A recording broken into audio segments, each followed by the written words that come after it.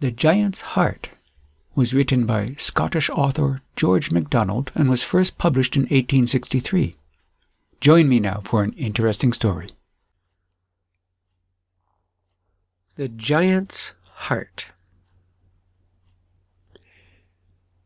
There was once a giant who lived on the borders of Giant Land, where it touched on the country of common people. Everything in Giant Land was so big that the common people saw only a mass of awful mountains and clouds, and no living man had ever come from it, as far as anybody knew, to tell what he had seen in it. Somewhere near these borders, on the other side, by the edge of a great forest, lived a laborer with his wife and a great many children. One day, Trixie Wee, as they called her, teased her brother, Buffy Bob, till he could not bear it any longer, and gave her a box on the ear. Trixie Wee cried, and Buffy Bob was so sorry and so ashamed of himself that he cried too, and ran off into the wood. He was so long gone that Trixie Wee began to be frightened, for she was very fond of her brother, and she was so distressed that she had first teased him and then cried that at last she ran into the wood to look for him, though there was more chance of losing herself than of finding him. And indeed, so it seemed likely to turn out, for, running on without looking, she at length found herself in a valley she knew nothing about. And no wonder, for what she thought was a valley with round rocky sides was no other than the space between two of the roots of a great tree that grew on the borders of Giant Land. She climbed over the side of it and went towards what she took for a black, round-topped mountain far away, but which she soon discovered to be close to her, and to be a hollow place, so great that she could not tell what it was hollowed out of.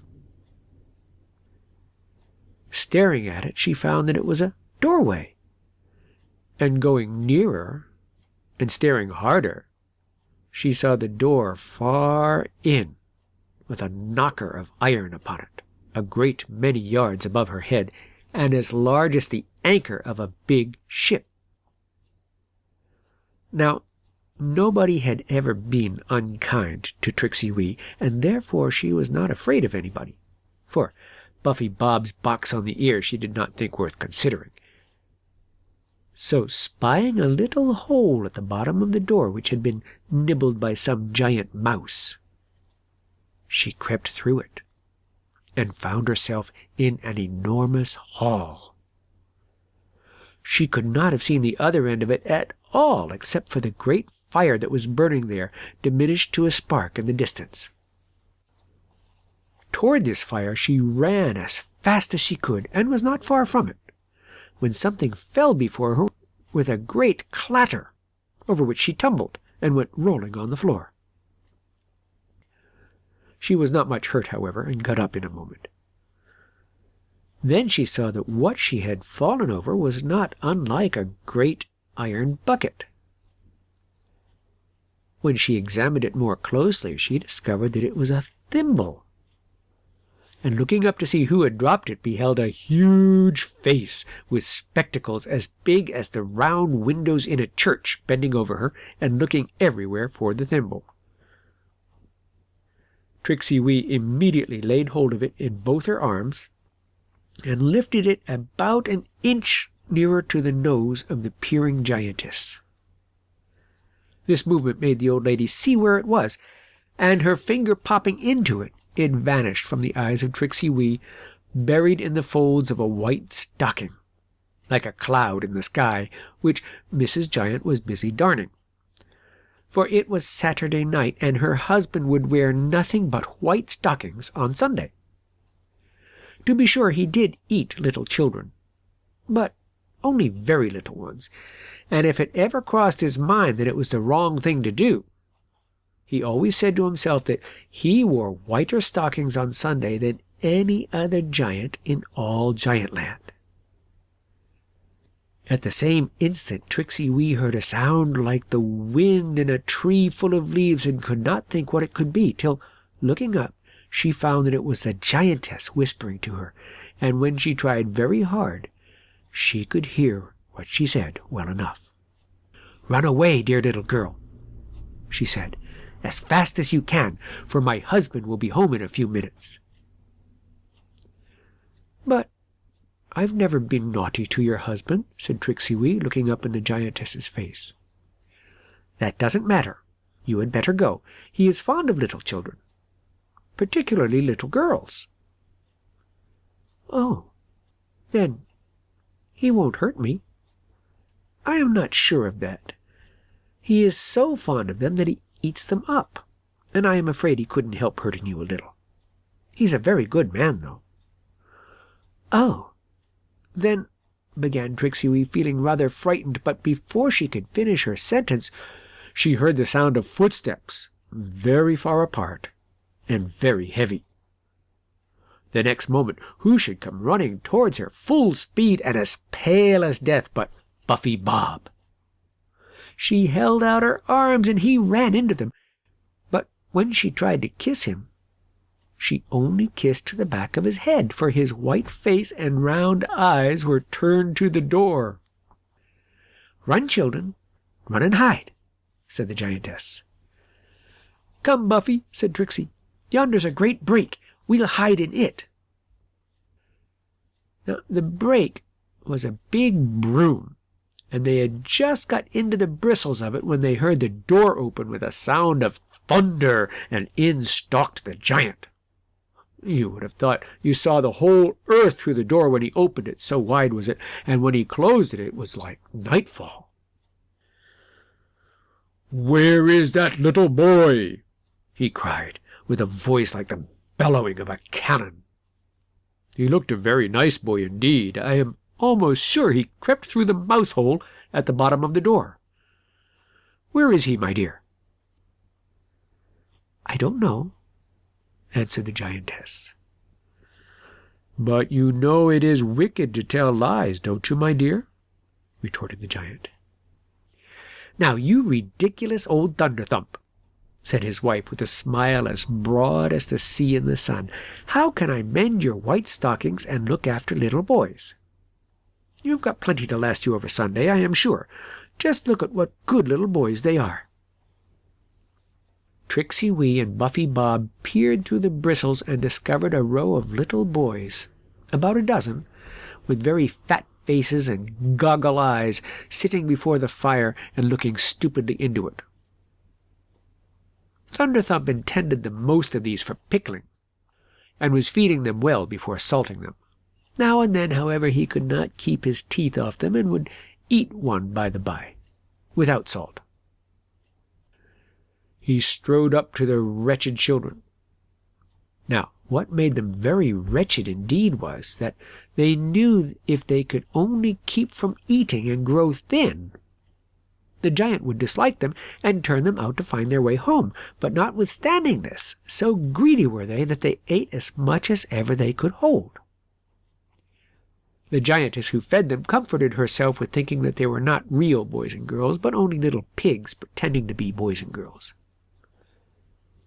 "Now tell me the truth," cried the giant, bending his face down over them. They shook with terror, and everyone hoped it was somebody else the giant liked best.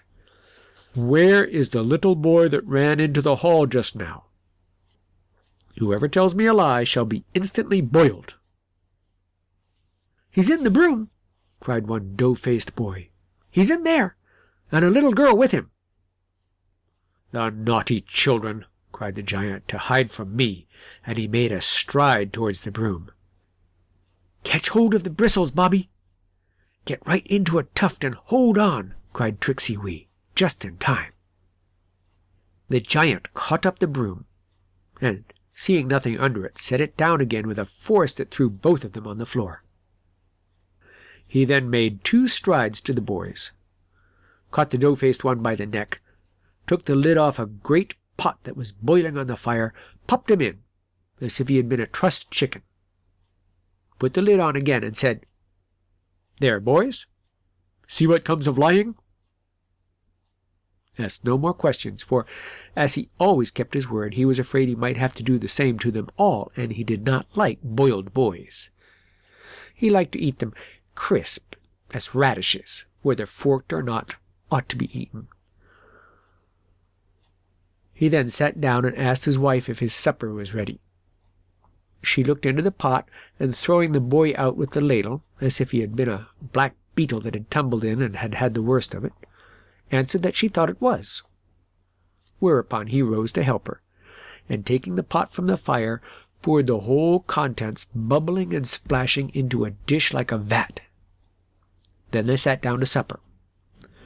The children in the broom could not see what they had, but it seemed to agree with them, for the giant talked like thunder, and the giantess answered like the sea, and they grew chattier and chattier. At length the giant said, "I don't feel quite comfortable about that heart of mine." And as he spoke, instead of laying his hand on his bosom, he waved it away towards the corner where the children were peeping from the broom bristles like frightened little mice. "Well, you know, my darling Thunderthump," answered his wife, "I always thought it ought to be nearer home. But you know best, of course." "Ha, ha! You don't know where it is, wife. I moved it a month ago." "What a man you are, Thunderthump. You trust any creature alive rather than your wife." Here the giantess gave a sob which sounded exactly like a wave going flop into the mouth of a cave up to the roof. "Where have you got it now?" she resumed, checking her emotion. "Well, Doodlem, I don't mind telling you," answered the giant soothingly. "The great she-eagle has got it for a nest egg. She sits on it night and day, and thinks she will bring the greatest eagle out of it that ever sharpened his beak on the rocks of Mount Skycrack. I can warrant no one else will touch it while she has got it. But she is rather capricious, and I confess I am not easy about it, for the least scratch of one of her claws would do for me at once, and she has claws. I refer anyone who doubts this part of my story to certain chronicles of Giantland preserved among the Celtic nations.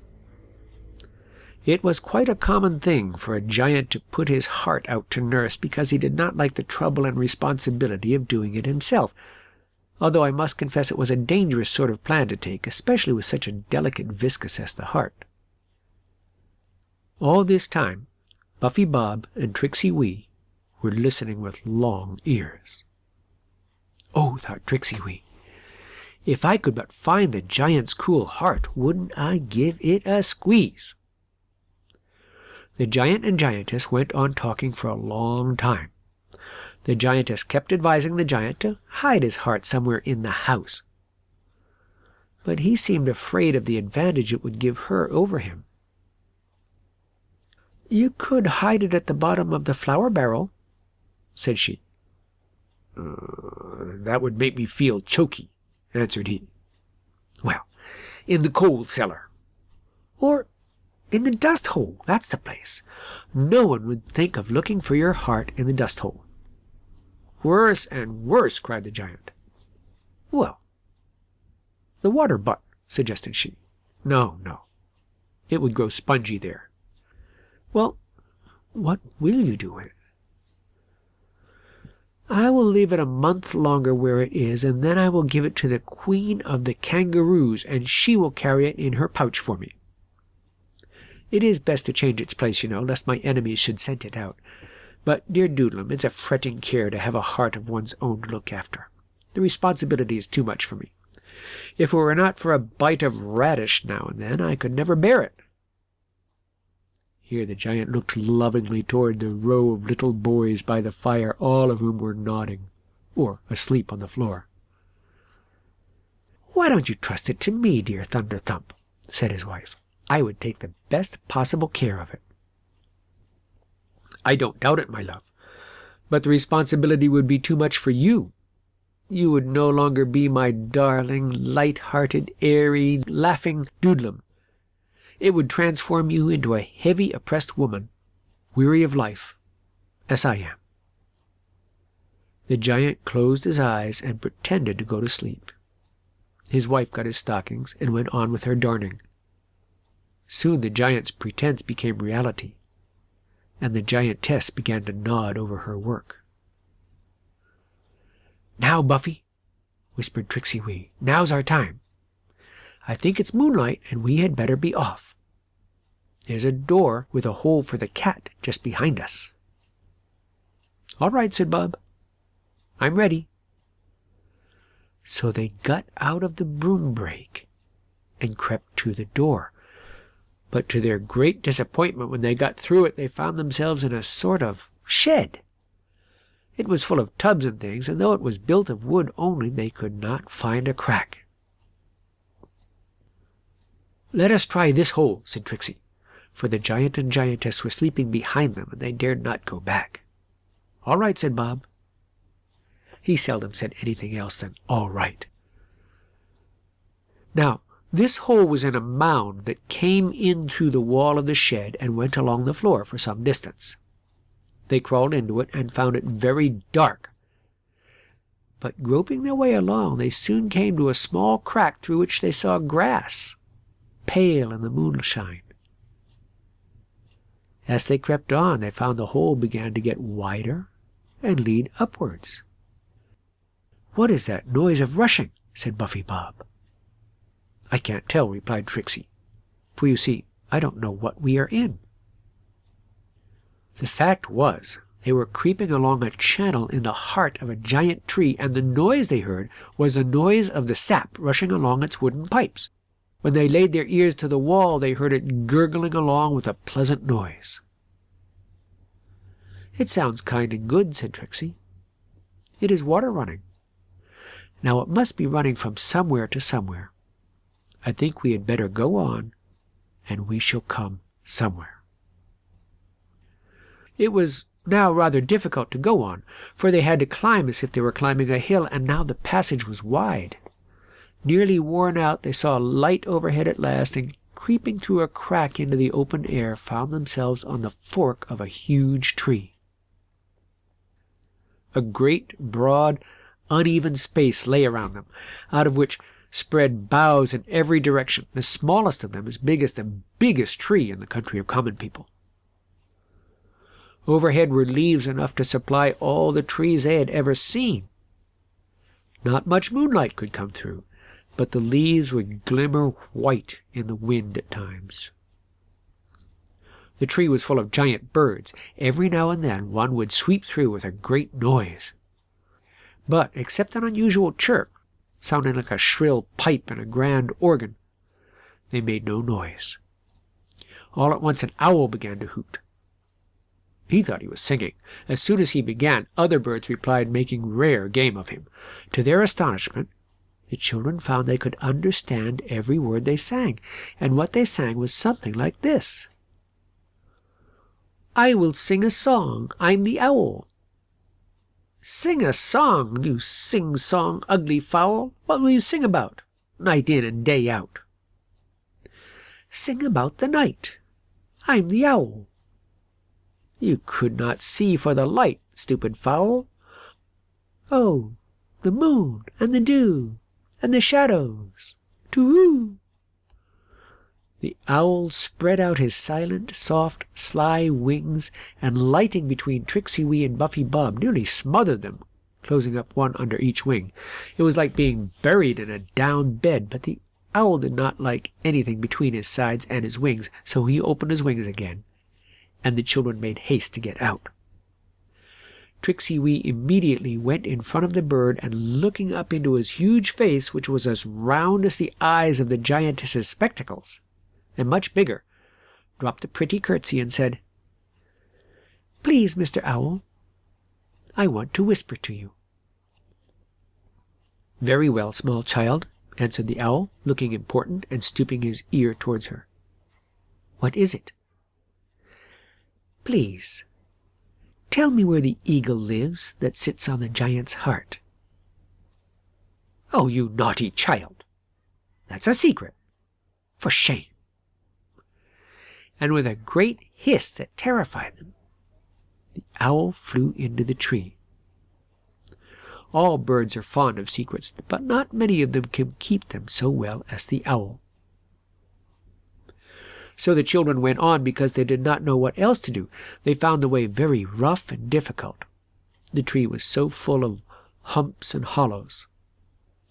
Now and then they plashed into a pool of rain. Now and then they came upon twigs growing out of the trunk where they had no business, and they were as large as full-grown poplars. Sometimes they came upon great cushions of soft moss, and on one of them they lay down and rested. But they had not lain long before they spied a large nightingale sitting on a branch with its bright eyes looking up at the moon. In a moment he began to sing, and the birds about him began to reply, but in a different tone from that in which they had replied to the owl. Oh, the birds did call the nightingale such pretty names. The nightingale sang, and the birds replied like this: "I will sing a song. I'm the nightingale. Sing a song long, long, that'll never fail. What will you sing about? Light in or light out? Sing about the light gone away, down away and out of sight. Poor lost day, mourning for the day dead o'er his dim bed." The nightingale sang so sweetly that the children would have fallen asleep but for fear of losing any of the song. When the nightingale stopped, they got up and wandered on. They did not know where they were going, but they thought it best to keep going on, because then they might come upon something or other. They were very sorry they had forgotten to ask the nightingale about the eagle's nest, but his music had put everything else out of their heads. They resolved, however, not to forget the next time they had a chance. So they went on and on till they were both tired. And Trixie Wee said at last, trying to laugh, "I declare, my legs feel just like a Dutch doll's." "Then here's the place to go to bed in," said Buffy Bob.